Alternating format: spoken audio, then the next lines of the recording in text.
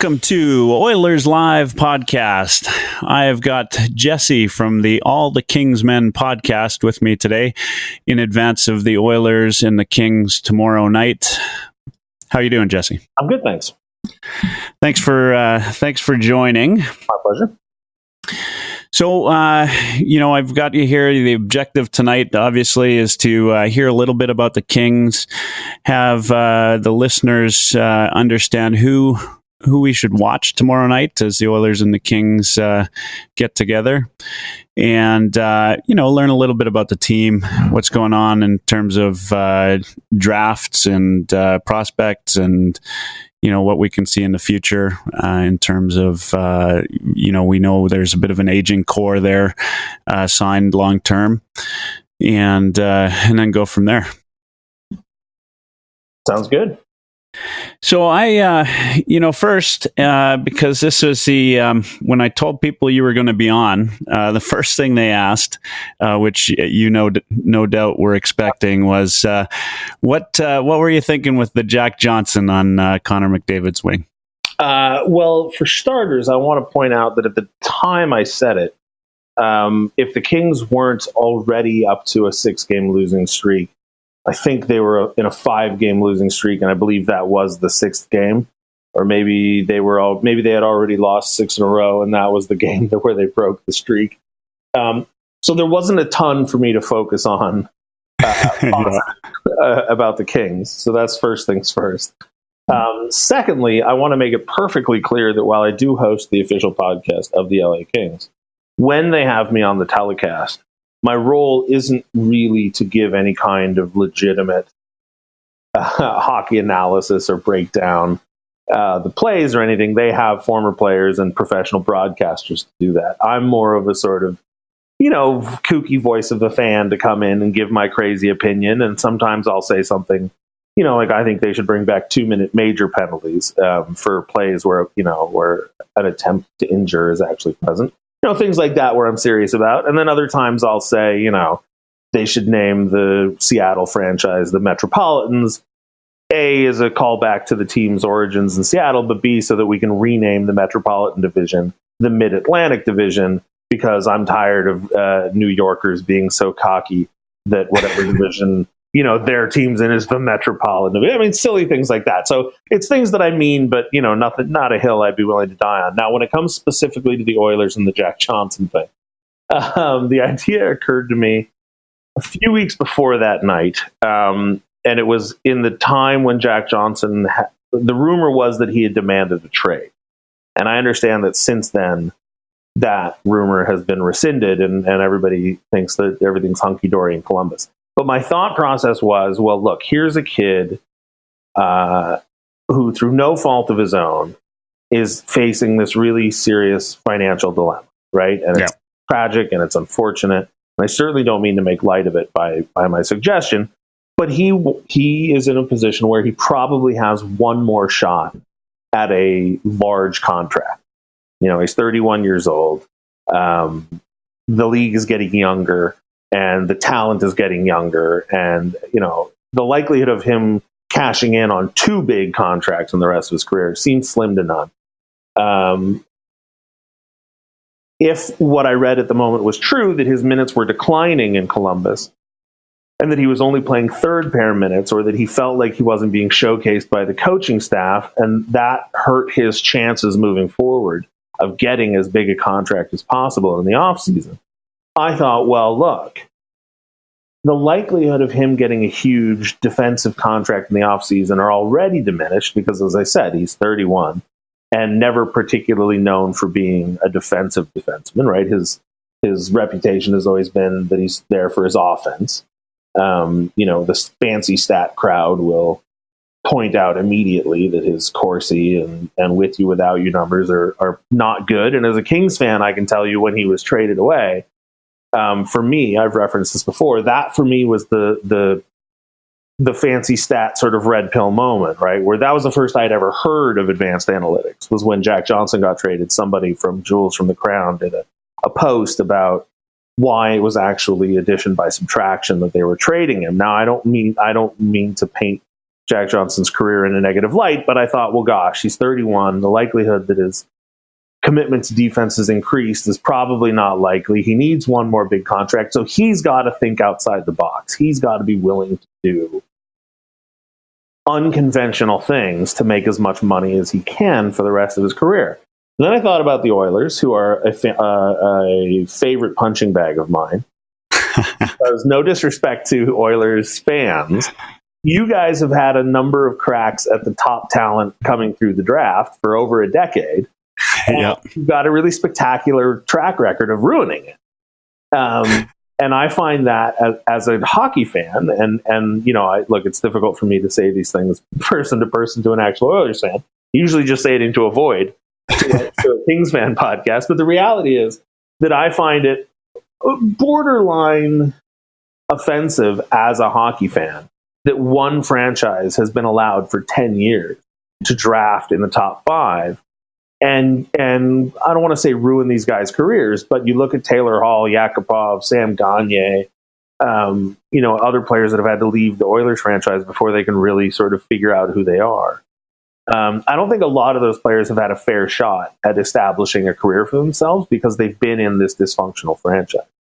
And so my thought was, well, when you guys got Connor McDavid, I thought, okay, you may have finally lucked into one player who's so good that even the Oilers' track record couldn't shake his, you know, charisma or his career, and yet here you guys are about to miss the playoffs again. And I thought, all right, well, so now Edmonton has to try and think outside of the box, right? Because whatever it is that the Oilers think they're doing, it's clearly not working, right? So I had two parties in this fantastical theory of mine. One's a player, one's a franchise, both in a situation that I think could fairly be described as the worst case scenario. So, yeah, why not try something totally ludicrous, nonsensical, and absurd? And if it doesn't work, well, who loses, right? Like, what? Like, I mean, I ask you, I put it to you straight as an Oilers fan. What do you, as an Oilers fan, have to lose if the Oilers try my absurd theory? And if you want to say, well, they have to give up assets to acquire them, fine, I suppose, I hear that. But do you have any faith in your organization's ability to take the assets that they would keep by not doing it and turn them into something that you'd want to watch? All right. Well, I'm not going to answer that question because I disagree wholeheartedly. In fact, I think the Oilers, although their fortunes have not been great so far this year, they've shown moments that make me see the team that they were last year, and certainly not the same level of compete that they had, the decade of darkness, as we like to call it here. But you know what? I get it as a fan. I would, if I were in your shoes as a Kings fan and a fan of the game, I would look at a team like the Oilers and be upset as well. I mean, right? It's just not fair, right? That one team could have so many first round draft picks and yet seem to squander the talent that came with it. Now, we're the purpose of tonight's podcast is really to talk about the Kings, and so one of the questions that that came up, and so this is kind of interesting because one of the questions that came up is how is it that a team like LA, over their drafting in the past 5 years, not have a single player that has played over 80 games in the NHL.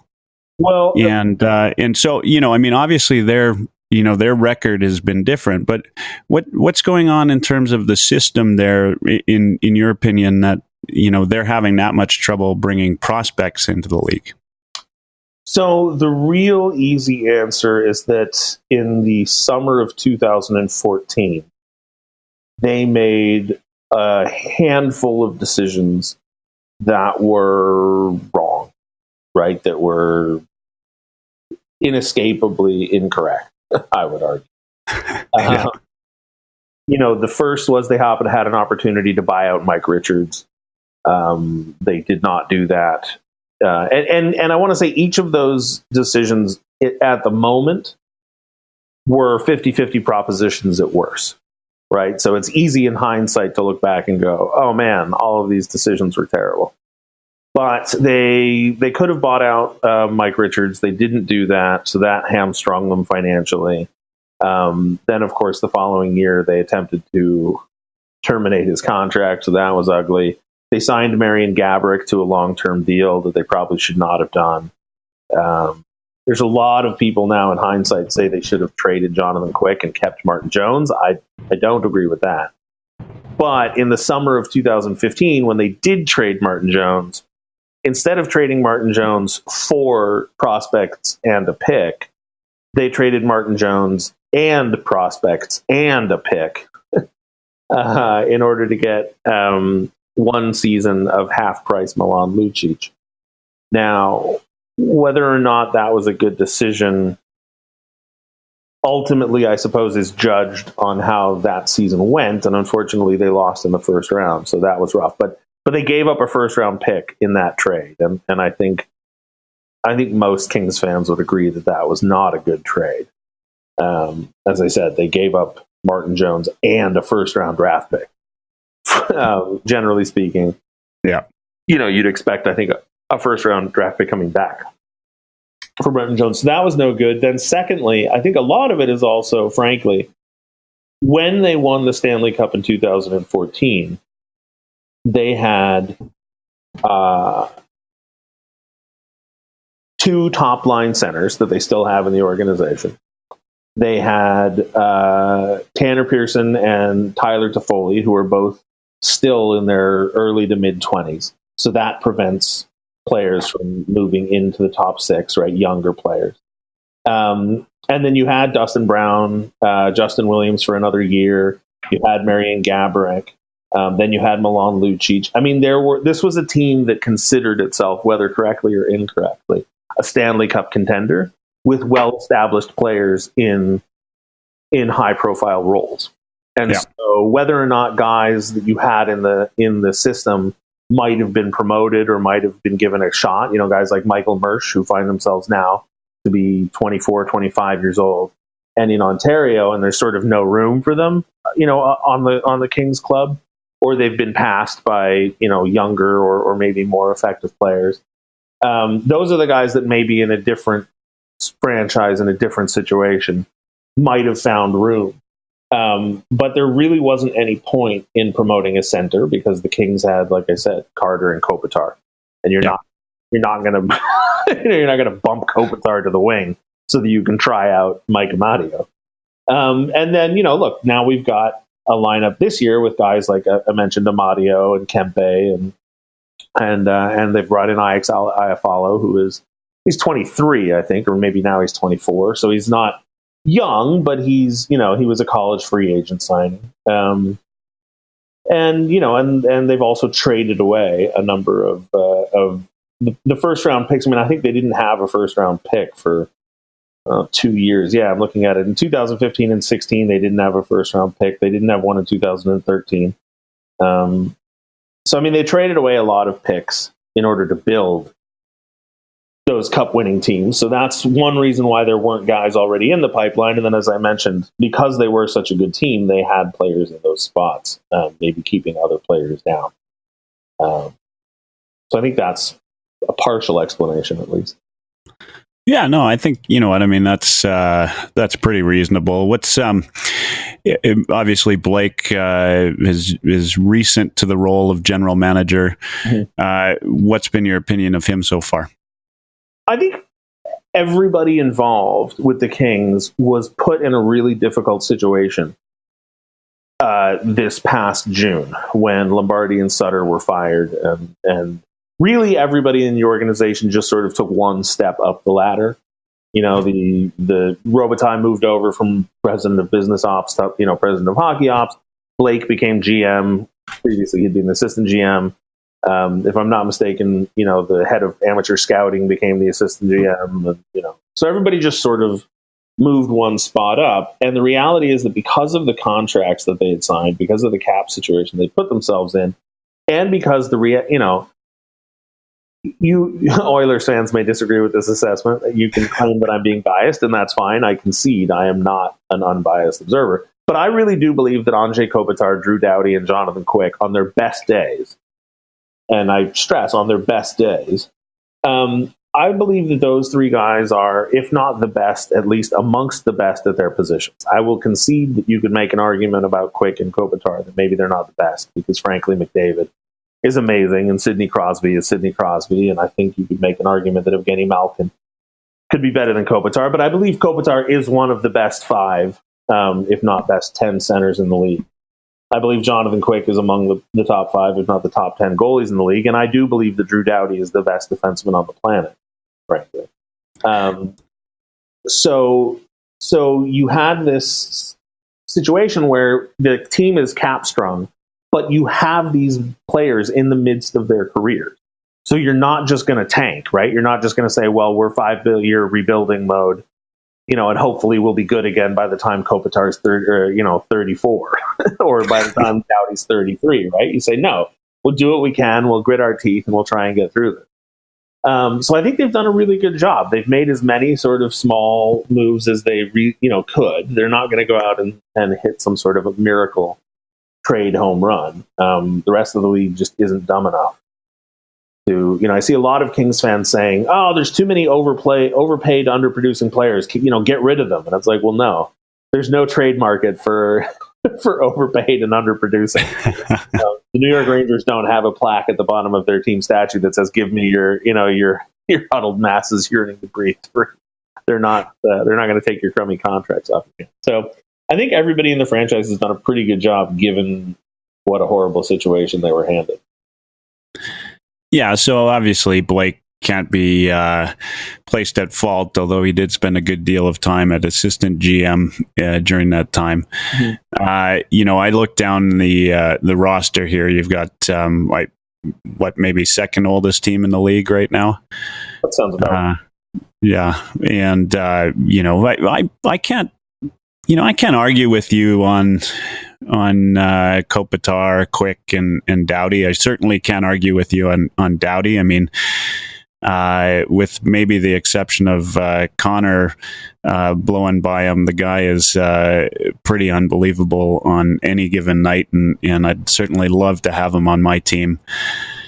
And Kopitar, I mean, he, certainly had an off season, but the guy's a tremendous skilled player, and Quick, well, everybody knows just how good he is. So, the three of them are certainly a great core. You've got Kopitar signed until 2023, so another 6-7 years. He'll be 37 if he sticks around that long. I think probably the biggest challenges, right, are Brown, Gaborik, maybe Toffoli, right? Heading into this season, I would have said yes to Brown. If Brown maintains the pace of play that he's had at the first half of this season for the rest of his career, and I concede that's a large if, then as far as I'm concerned, he's I won't say a bargain, but I would say he's an at value player. Right, for less than $6 million, for 5.8, if he's bringing you, I don't know what he's on pace for, but 60 something points. Yeah, and he's having the kind of impact that he's having. He's not just a passenger on that line of Kopitar. He's got 37 points through 52 games. He's got 16 goals, 21 assists, and he's the guy, that used to be the captain. Everything we've heard is that everybody in the locker room loves him. I'm not worried about his contract. The real issues are Gaborik's contract.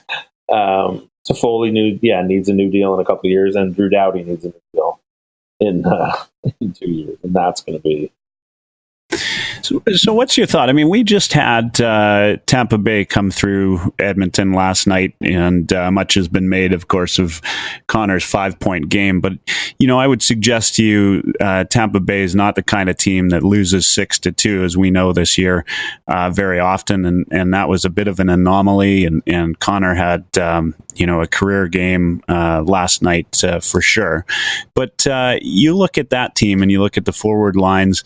Killorn is maybe the tallest guy on the Tampa Bay team, sitting at about 6'2", I think. And the rest of them are, the tallest is maybe 5'10", 5'11", with a number of players in that 5'9" range in the forward grouping, where the D are all, Drew Doughty size, 200 plus pounds and 6'1", 6'2", kind of D-men. But I look at the Kings, and I look at an older team, and I look at a bigger team.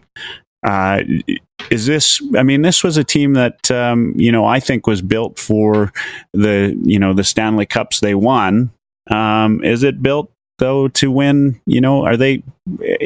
Can they hope to win another cup in the next couple of years if they retain this size and age?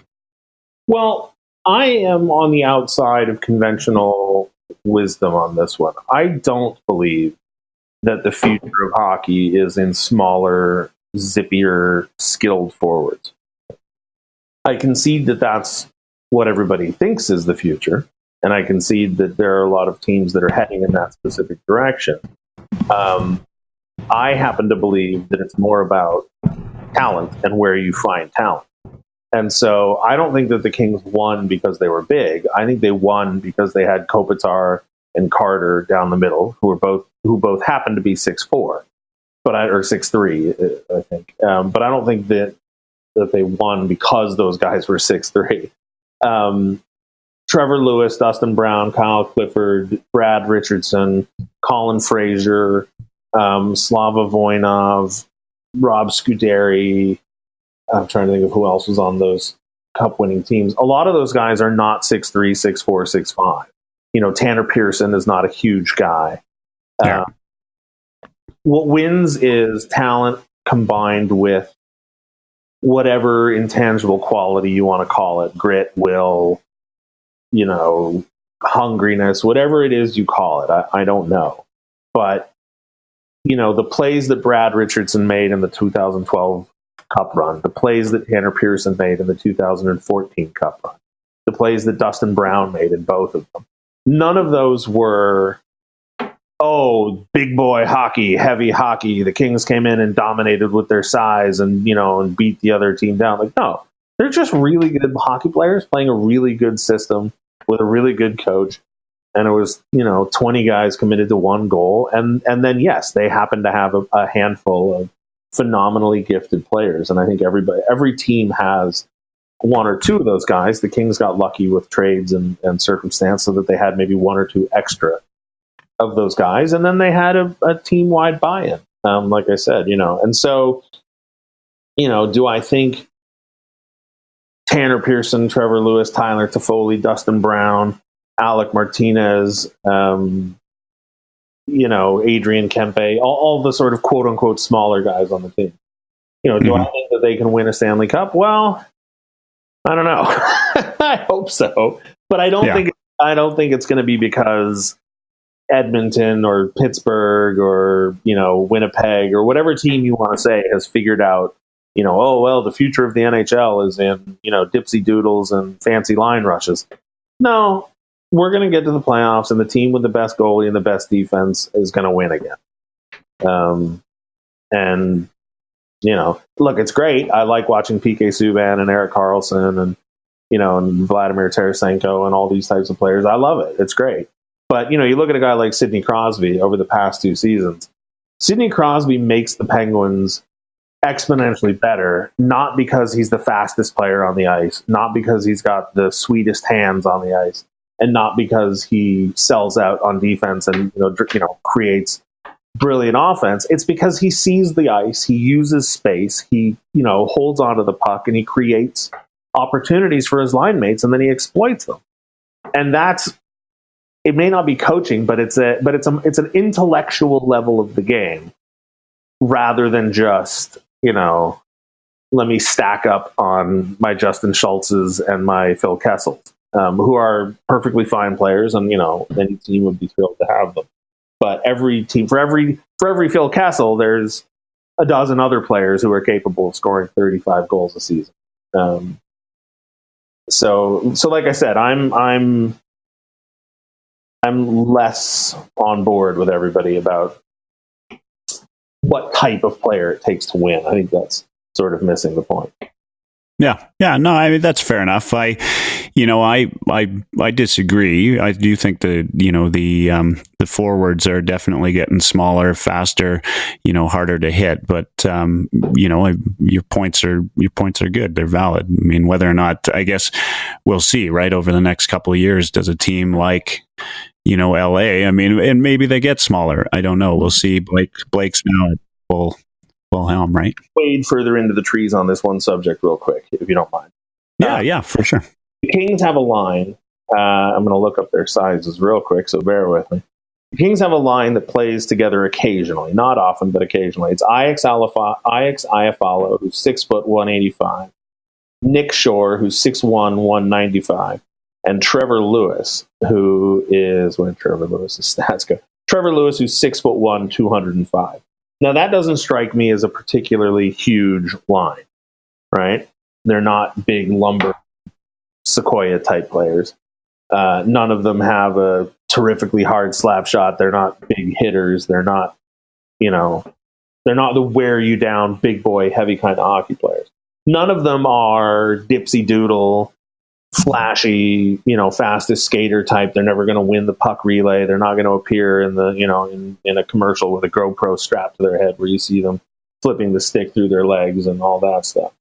But when those three combine, their possession stats are above 65% for puck control, right? The puck never leaves the other team's zone.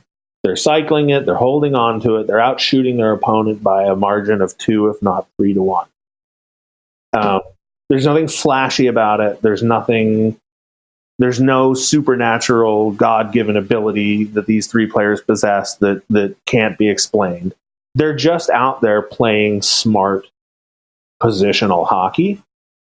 And like I said, they don't have a lot of hits. It's not about who, can they catch their opponents or not. None of them are speedsters or particularly gifted. Physically, they're just three good hockey players who play really good hockey together. And I just don't think there's ever anything that can that can change that. Yeah, I can't. I said I can't argue with that. Those are good points. It remains to be seen. I think, though, I take that line. And all those players are over 6 feet and sitting around the, 190 to 205 range. And I look at, and I keep going back to Tampa Bay because, they are impressive this year. Nemestnikov, Point, and Johnson, a shutdown line that, spends more time in the offensive zone than they do in the defensive zone. And Nemestnikov's the big guy on that line, sitting at 5'11" and 180 pounds. Braden Point's 5'10", 163 pounds. I can lift that with one hand. And these guys, they're, that's it, and who knows, right? I mean, it is hard to tell. I'm just curious. I mean, I'm a big guy myself. I stand 6'5" and 220 pounds. I play D, and I can tell you, it's certainly difficult. These small, shifty, fast players when they come racing down. But it remains to be seen. Hockey IQ says so much for a team, and you're right. Some of those guys, that you mentioned, their hockey IQ is, above the charts. Maybe let's skip that for now. I think one of the things I'm kind of curious about, because I look, at the Kings roster, and you mentioned Kempe. Yep. And the couple of young players that are on there, Amadio, I think he was just recalled back to the team. How are these guys doing this year? I mean, Kempe's played the whole season, I think, and Amadeo's maybe looks like he's played 15 games this year. How are the young guys doing? Do you have a nice group of 2 or 3 young guys that I follow? Obviously, is playing some good minutes. How are those guys doing this year? Kempe's been thrown into a tough spot because I think it's hard to argue that he's the player in the development system with the highest ceiling. He's the one with the highest expectations, but he's still quite young. I think he's only now just turned 21. So he came in and they were going to try him out and find out how he was as a third line center. And then 6 games into the season, I think Jeff Carter goes down. And suddenly now he's the second line center. And, I think that he's done as well as probably could be reasonably expected. He's 25 points in 51 games, so you're looking at about 40 points on a season. That's pretty good. But compared to what Jeff Carter is capable of, there's a huge drop-off there. So he's battling with unfair expectations. Even if we all naturally concede, well, he's never going to be Jeff Carter, it's still hard to sort of see, especially, I don't know how much Oilers fans are aware, but Carter usually plays in ideal situations where everybody's healthy. We have a line of Tanner Pearson, Jeff Carter, and Tyler Toffoli where they all wear numbers that start with 7 because they're 70, 77, and 73, and we call them that 70s line. And it's, they did very well in the 2014 Cup run, and so we all love them. And so it's weird to think of anybody else playing with Pearson and Toffoli. So even if we concede that our expectations aren't fair, it's still a bit of, wanting him to be further along in his development than he is. But yeah, I think he's played well. There's nights where you see flashes of the complete player that he can be, where he's aggressive on the forecheck. He's good defensively. He's creating shots. He's passing the puck. I mean, he has that physical gift that we were talking about earlier. He's not small. Mm-hmm. He's 6'2", I think, but he plays very fast. He had a play the other night against Arizona where he, in the neutral zone, had the stick up and it bounced up in the air. And rather than trying to corral it down or back to the ice, he just juggled it on his stick while he entered the zone. And I mean, I think with a man on him, covering him on defense, and I think he managed to juggle the stick for 3 or 4, flips or whatever you want to call it, contact points with the stick, where he was just bouncing it up in the air rather than pushing it along on the ice. Yeah. So I mean, he's capable of doing these incredible things. I think he's been really good. Amadio, they called him up earlier in the season when they were trying to figure out their bottom 6. He played, I think, 5 games maybe before they sent him down, and then they called him back up since, and now he's sort of a fourth line option. He's younger than Kempe.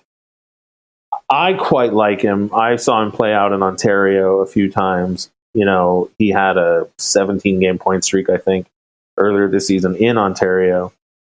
But again, he's sort of dealing with a situation where you're not gonna play him ahead of all these other players they have. So he's sort of trapped, eating up bottom 6 minutes, and they may not know how best to use him yet. But I think he's been fine. And do you think a guy like Amadio, where he's goes down and plays in the AHL, right? I mean, he's still a young guy. He's 21 years old. You think he's a good prospect? Is he going to be, what do you project him as in your mind? Well, it's hard to know, because the Kings have this system that they've established, and I'm assuming they'll stick to it. They say they're going to stick to it, where they don't like to bring players up until they're done, right? Until they're fully developed, as it were. But because of the transition in this offseason, they've sort of shied away from it because of the cap situation they're in. They have to make do with what they have, and sometimes their best value proposition is bringing up younger players. So they've brought up Kempe and Amadio and Brodzinski and Ledoux and some of these younger guys. And so the problem is you have guys like Gabe Vilardi now, or Jared Anderson-Dolan that they've drafted, or a guy like Alex Iafallo. I cannot pronounce his name properly. But these guys that they've just now brought into the organization, nobody expected Iafallo to be the top line left winger heading into training camp, right? It was like, oh, we've got this college player. He's pretty good. He's 23. We don't know what we've really got. And all of a sudden, he's beaten Camilleri out for top 6 minutes. Gabe Velarde, as I mentioned, I think he's got 28 points in 14 games in juniors right now, if I'm not mistaken. I'll look it up real quick. Yeah, 28 points in 14 games for the Frontenacs. And he's only 18 years old, but he's 6'3", 201. So you go, geez, all right, well, appears to be the real deal. He's supposed to be a top 5 draft pick. He bumped down to 11. The Kings got him. He seems fine, whatever injuries were plaguing him. 28 points in 14 games. They still have Kopitar. They still have Carter. Brown appears to have rejuvenated his career. Pearson and Toffoli are still Pearson and Toffoli. And if Iafallo is going to stick around in top 6 minutes, well, then again, it's like there's only so many places for these guys to play. And now you have Velarde and Dolan, who are even younger, nipping at your heels, to make the top of the prospect list. So I don't know. I just don't think of Kempe as a bottom 6 type player.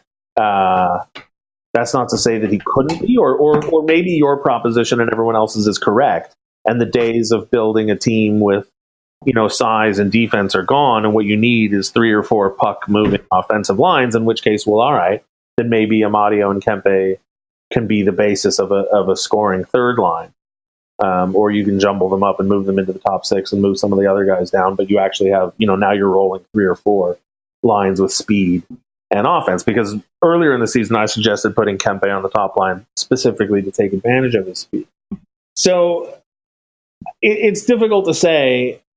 I think a lot of it will be shaped by what the playoffs look like this year, because not to cycle back to what we were talking about before, but everybody's theory that speed and skill is the future of the NHL. If this year the cup goes to the Tampa Bay Lightning or the Winnipeg Jets or whatever team you want to, champion as being an example of this style, I think there will be a rush to emulate that style. If the cup goes to Pittsburgh, not to say that Pittsburgh doesn't try and emulate that style, but it's pretty hard to compare, a team with Malkin and Crosby to any other system. But if the cup goes to, the Sharks, for example, is unlikely that maybe. Yeah. Then you still have over a decade of, the quote unquote old system winning up. So I don't know, but sorry, to focus back on what you're actually asking. It seems unlikely that the Kings will keep rolling with a top 6 and a bottom 6, and it seems more likely that they're looking for a top 9 and a 4th line. So I think those players have a chance, but now that the Kings have stopped trading number 1 draft picks and top prospects, it just means more talent coming into the organization and more competition. So I don't know if those guys will get caught in the sort of weird in between situation that we're in. Yeah. And obviously, it seems to be that at least for now, the front office may be a little bit stable, and the team will kind of pursue a different strategy for the first little while. You seem reasonably confident that some of these players in their long-term contracts, despite their age, may continue to produce. One of the questions that came up was, about Jonathan Quick. And, of course, he's sitting at about 32. He's got 6 years left on his contract. Nothing noticeable sort of on the back end that, I could see in terms of prospects that were up and coming in the system, with maybe the exception of Ledoux. One question that came up is there a strategy? I think, and I'll let you answer right away, but I think Kemper was a very pleasant surprise, or has been a pleasant surprise for you so far. But what do you think, is the potential strategy on the back end? given the aging team? Here's why. It's not that I'm not worried. Let me stress that. It's that I'm hopeful. There's nothing I can do about it, right? If Quick blows out a hip and is never the same player again, well, then shoot, everybody was right to laugh at the Kings for signing for that deal. But until that happens, right, it's all just guesswork. For every guy that goes out of the league at 30, there's a guy who plays till he's 35, or sometimes there's a guy, like Jágr or Chelios who plays well into their 40s. So do I know that Kopitar is going to be productive for the next 10 years? No. Do I think it's likely? No. But do I hope against hope that he's, some sort of Steve Yzerman-esque player who can play, well into his 30s? Sure I do. The reason I'm not worried is that this league constantly changes its rules, constantly changes its collective bargaining agreement. And it's very rare. I'll take one more pot shot at your team. It's very rare that you wind up with a franchise that is just terrible for 10 years in a row. Right? Dean Lombardi came in, took a look at this franchise. This franchise was moribund, terrible, had no future, right? Had been awful for 40 years or whatever it was when he came on board. Said, I've got a 5-year plan. And in the 6th year, won the Stanley Cup. Guys have taken over other bad franchises and turned them around in 5 years. Vegas came in, didn't exist. Now that might have been a huge benefit for them, but came in and, are cup contenders in their first year. So with clever general managing, I think it's possible to turn around franchises that, generally speaking, people all agree conventional wisdom is, they're going to be bad for a while. Look at Toronto, right? Everybody thought, they've got all these bad contracts. They've made a mess. What are they going to do? And, they're cup contenders. So I'm not worried just because there's another CBA coming up. In the last CBA, nobody thought that retaining salary in a trade was going to be an option. Well, now you can retain salary in a trade. So if you've got a guy like Marian Gaborik who's got 6 years left, or 3 years left, 3 years left at an unfair or at a contract that you don't think is of good value. Well, okay, the Arizona Coyotes are in last place and probably going to struggle to, they'll have plenty of cap space. So maybe we can trade him to Arizona and retain 50% of the salary. Or maybe, maybe we could trade, who knows, right? Whatever player you want and retain whatever amount. Or there's teams like Vegas who will take on 3 contracts of players that aren't playing, right? Or last year, Arizona had Chris Pronger and Pavel Datsyuk on the books, but the players weren't playing, right? There's all these sort of cheats and tricks if you're paying attention. And there's 30 other general managers, and I'm not convinced that there's 30 other good general managers for your team to take advantage of. So it's a combination of hoping, not worrying, and just as a Kings fan, and this is why I hope Oilers fans know that this is not a personal thing against you as fans. When I was a Kings fan in the mid 2000s, 2004, 5, 6, etc., the Kings were terrible. They missed the playoffs for 8 years. They were constantly getting injured. If you look at the history of goalies in this organization before Jonathan Quick came along, it's not a pretty picture. But it just goes to show you, right, with competent leadership and a few strokes of good timing and luck, you can go from, drafting 2nd overall to winning the cup in under 5 years. Yeah, we saw last year, even with the Oilers, right? You just get that one draft pick, that real leader, and it changes just about everything about your team.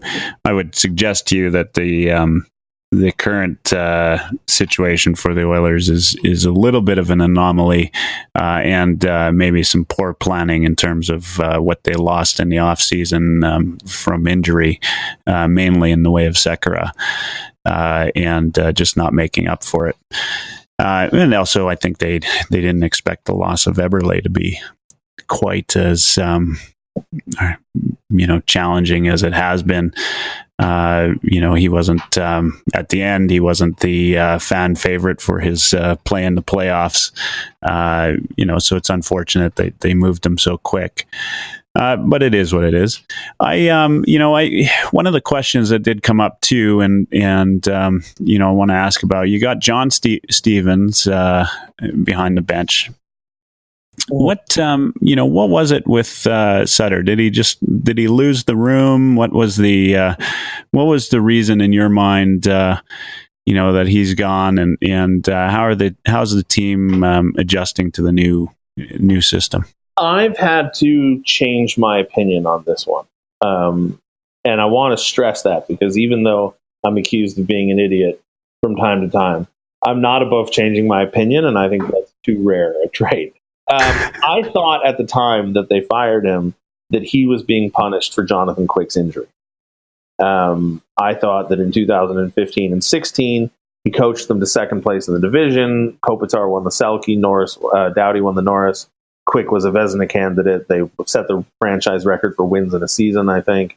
And that if you put that year in with the two cup winning years and the Western Conference final in between, and then you had the first year they missed the playoffs was full of all sorts of unforeseeable oddities, and then they come right back. Then the next year, Quick gets injured, and I don't know many teams that can survive losing their starting goalie for 60 games and still make the playoffs. It's a difficult hurdle to overcome. So I felt at the time that that he was fired as, that they were using that as an excuse to fire him. Now, since then, we've seen a number of players have bounce back seasons, not the least of which is Dustin Brown. You have a number of players on this team who are on pace to set offensive records for their own career. And to a man, everybody in the locker room talks about how much fun this season has been and what a difference it is. While they won't specifically badmouth Daryl Sutter, they'll talk about, it's all smiles come into the rink, and it's just a totally different environment, et cetera, et cetera. So I don't know if Sutter lost the room necessarily, but I think it's clear that there is a different mood and a different vibe in the LA Kingsville these days. Whether or not that's going to help them make the playoffs, or whether or not that's going to be the reason they miss the playoffs, it'll probably won't be that simple either way. But I think for now the attitude is that it was the right decision, and that everybody respects Daryl Sutter and is grateful that he came in and took them where they needed to go, but that maybe now it was time to move on. The average NHL coaching tenure is, I think, 6 years or something like that. And that was about how long he was here. So, I think for a team, I thought would be on the outside looking in at this point of the season. Of course, that's it doesn't hurt that Edmonton's not doing as well as everybody expected, and Anaheim even is not doing as well as everyone expected. So, LA, you guys are, in my mind, at least overperforming from last year. If that's, a result of good coaching or what, I think coaching has a good deal of play into that, right?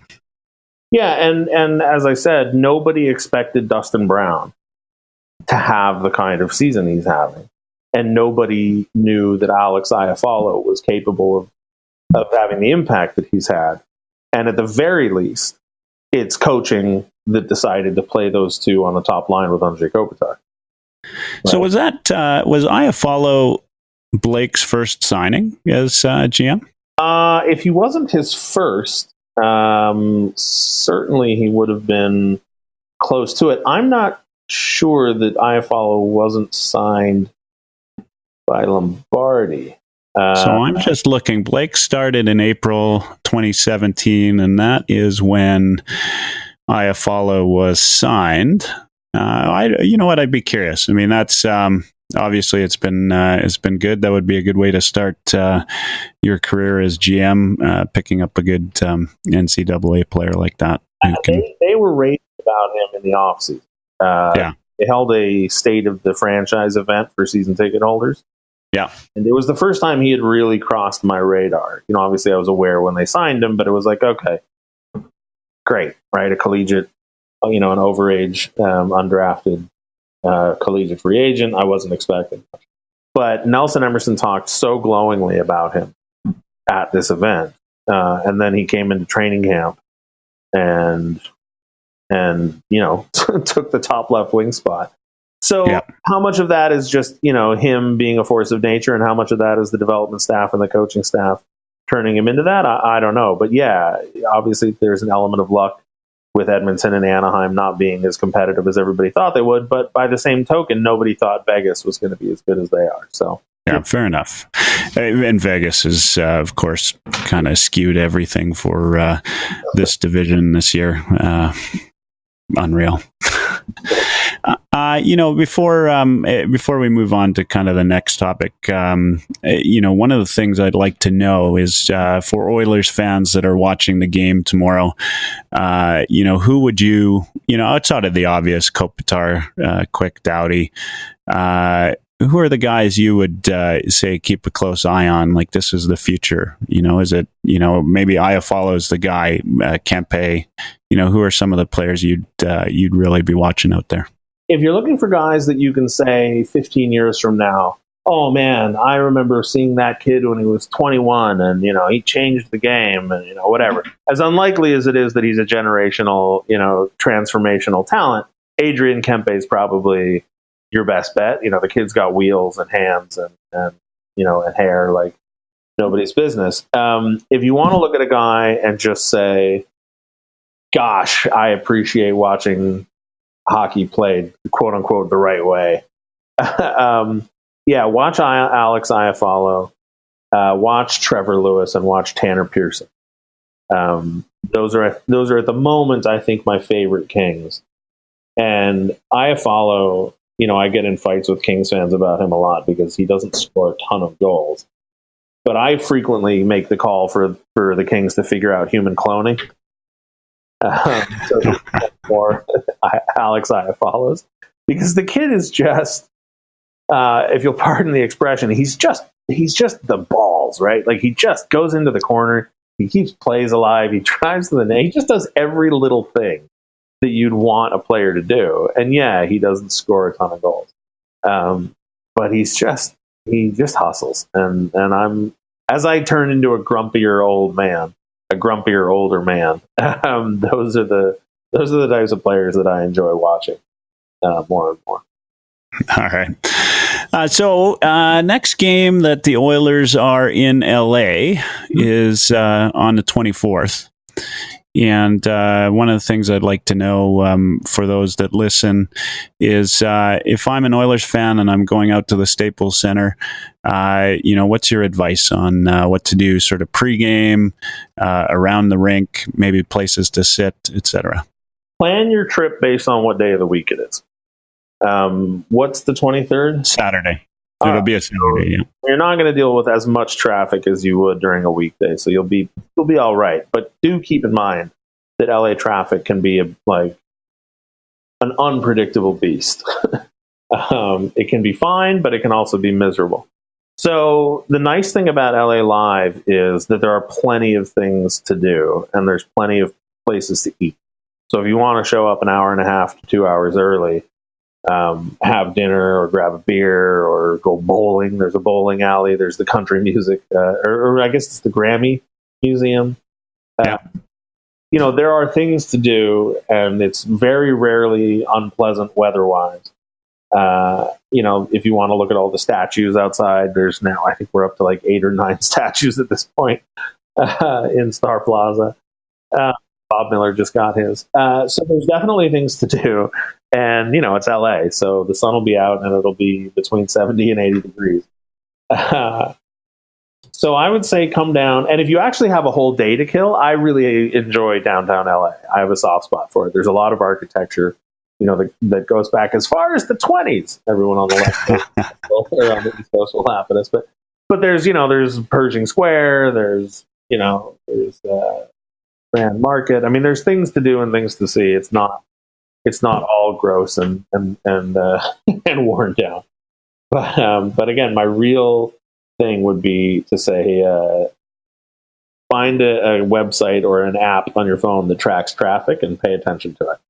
Yeah. You really just don't know. That's definitely good advice. So let's finish this off by just getting your experience as a podcaster at All the Kings Men, and maybe you can fill in the listeners on the podcast, how long you've been doing this, how you became. I'm kind of interested in how you became the official LA Kings podcaster, and then let people know where they can find you. Sure. Well, I'll start with the easy one first. lakings.com/podcast is, a chronological archive of recent episodes. How I got started on it, before smartphones even existed, I had a Sony Ericsson, I want to say, a flip phone that was an MP3 player. And it could hold about an hour's worth of data of audio files on it. And so I quickly realized I was walking my dog 3 times a day at the time. I was in between jobs. I was in my late 20s. And I would walk my dog and I would listen to... I discovered that Around the Horn and Pardon the Interruption, 2 shows from ESPN, were available in audio file format. So I would download those onto my little flip phone. I would slip it in my pocket. I'd walk my dog to the park. It was about, a mile away. Run him around the park, and then I'd walk back. And I quickly found that the longer I was out, the quicker I'd run out of things to listen to. So I got online and I started looking for other podcasts that were about hockey, and it's 10 years ago. So, and as I said, smartphones didn't exist. So podcasts existed, but they certainly weren't a popular format, and they certainly weren't as a widely varied a format. So there weren't that many options. I found one that focused on the Kings. I had some issues with it. So I went online and I complained, as you do. In 2007, that was the first move, or 2006, whatever it was. And somebody said, "Well, if you're so smart, why don't you do one on your own?" I said, "Okay, fair point." So a friend of mine and I didn't know him at the time, but a perfect stranger that I met on the internet and I started doing it, and kept doing it over the years. And when the Kings finally reached a point where they said, "Hey, we would like a podcast. We think it's beneficial to us to have a podcast." I had already been doing it for 6 years or 7 years at that point, and they invited me under the umbrella, and here I am. And I've been a season ticket holder for. Well, I mean, I wasn't when I was a kid. I didn't own the season tickets, but my dad and I have been going to the games since before Gretzky came to LA. And my dad's grew up in Ottawa. I was born in Toronto, so. I'd been a lifelong hockey fan. While I concede that I'm completely and totally biased in favor of the Kings, I'm not just some yahoo who figured out that the team existed in 2012 and started crowing about it. I spent a good long time watching this, and I try to be reasonable, right? Like I'm overtly rooting for the Kings, but if they're bad. They're bad. Yeah, I think, I can respect that. I'm pretty much the same way. If I'm in a conversation with a Calgary Flames fan, I am all in all a homer at heart, just like you probably would be with an Anaheim fan. It's good to see hockey thriving the way it is in California. I've been out to a couple of Sharks games there, and good atmosphere, good crowd, and a lot of good, knowledgeable fans. Fun to watch. And I think, and I've not been to Staples Center yet. It's on my list, but I've heard very similar things about the LA fans, that they're a knowledgeable fan base and passionate about the Kings. So it's good. I'm happy to hear you found a way to get your way in there and be quote unquote the official LA Kings podcast. That's great. I will say, as much as it pains me to say this, I bet Sharks fans are probably more welcoming than Kings fans. Well, that's good. I can tell you this, that Oilers fans are often criticized for just how rowdy we can get. So but once in 11 years, you're we're allowed. Yeah. Well, I appreciate having you on today, Jesse, and thanks for the chat, and glad that you could clear up the Jack Johnson, Connor McDavid piece. That certainly, got a couple people laughing, and I'm not sure that. I'd be curious to know, did you hear from a lot of Oilers fans after that? I mean, there was a fellow, he goes by Bagged Milk, who wrote an article about you. I saw his article. Yeah. So did you get a lot of backlash on that one? Very few people responded to me directly, which I suppose I was pleased about. But I did make the mistake of looking up all the articles that had been written, and then, of course, made the mistake of reading the comments. Yeah. So, look, I'm a heavy-set man, and there were a lot of pot shots taken about my weight. I will say the one that made me laugh the hardest was somebody said that I looked like I could drown while skating on fake ice. I thought that was pretty funny. No, I mean, look, I didn't mean it to be interpreted 100% seriously, but I did give my defense of it earlier this episode. But no, I think most people. I was disappointed, actually, because I reached out to 2 or 3 people that wrote articles, or quote unquote wrote articles about it, and said, like, "Hey, come on the podcast and I'll explain the joke to you." But I guess that's not what anybody was looking for. Yeah, no, you know how it is. And you know what? I think I, of course, gave you a little pre-warning before we got on the show tonight that I would ask you the question, and I do appreciate you being a good sport about it. And certainly, you know what? I am a big, as we are when we podcast, because we do it, I think, because we like to do it and we want to talk hockey. And my feeling on it is I'm an Oilers fan, and therefore no other team is ever going to be good enough. And so if you hate the Oilers, all the power to you. You're a Kings fan, and that's what you should be. Yeah, why cheer for another team? Just be respectful and keep it that way. So you know what? I respect that. I think your hatred of the Oilers and our luck and not hatred. I mean, it really is just disappointment. Like all right. I mean, I'm trying. I'm not trying to dump on. I'm just trying to keep going. But I mean, legitimately, I think the league is better served, and the sport is better served by letting these young players have success, right? I think it's great that Patrick Laine and Vladimir Tarasenko and all the kids in Tampa Bay and all the kids in Vegas have teams that are competitive and are a great place to showcase their talent. I think it's a real shame that we don't know how good Ryan Nugent-Hopkins really is. I think it's a shame that Taylor Hall had to leave, in order to become Taylor Hall.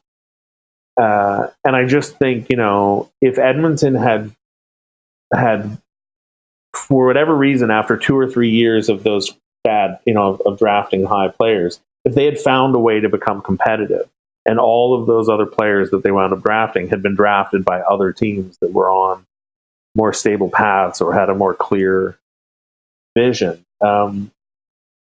We have so much parity in the league right now. I'd love that parity to be because there were 30 really good teams that really promoted their top talent players. And instead, I feel like we have a lot of parity because we've got a lot of sort of mediocre teams. Like Colorado's fun, great, but they've got Landeskog and McKinnon, who, McKinnon looks like he's the best player in the league now since the Duchesne trade. Yeah, it's unfortunate about the injury, but do we really think that Colorado's contending for a wild card spot because Colorado is somehow this incredible team? Like, no, it's because there's a bunch of teams like LA and Minnesota and Dallas and an injury plagued Anaheim and a confusing Sharks roster. It's because there's a bunch of teams that are all sort of like, okay, we've got some good players, but we really aren't sure what we are. Like what's Calgary doing, right? Calgary's been the same team for 4 years now. If you want to talk about a team I hate, it's not the Oilers, it's Calgary.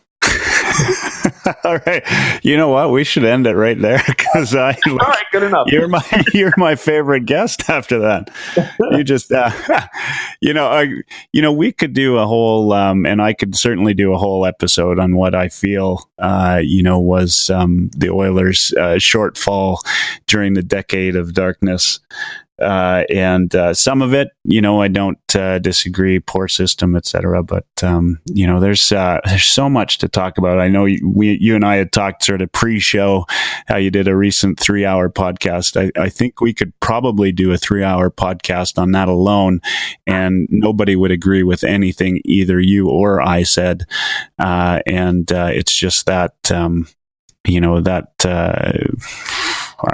who knows? I mean, who really knows what the problem was? I mean, it was 10 years of wallowing in the depths of, and every year for Edmonton after the first 5 years, you kind of got tired of saying this is the year. And, when Connor McDavid was, when we won that lottery and we all knew who we were getting, that was maybe the brightest day in Oilers' recent history. And this is a team you'll, of course, watch. And if you're a fan of hockey, you've got to be a fan of Connor McDavid. He's just such a fun player to watch. Just like I'm a fan of Drew Doughty. I legitimately hate the guy when he's playing against me. But I tell a lot of people, there's a lot of players I hate. And if I hate them, that means I'd love to have them on the team. And he's certainly one of them. Hey, look, I'm going to cut it short today. And as I said, I really do appreciate you making the time to be on here. And hopefully we've got ourselves an entertaining game tomorrow. I've said it took a little pot shot at Doughty earlier when I said Connor's flying by him.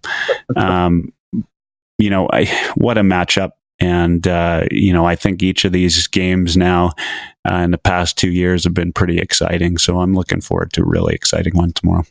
Well, I'm perfectly happy to end it on that we both hate Calgary. No. Yeah, absolutely. All right. Thanks, Jesse. And next time, the 24th, maybe I can get you on the 23rd or something right close, and we can talk, results. And we'll get you up to watch the game. That would be great. All right. Thank you.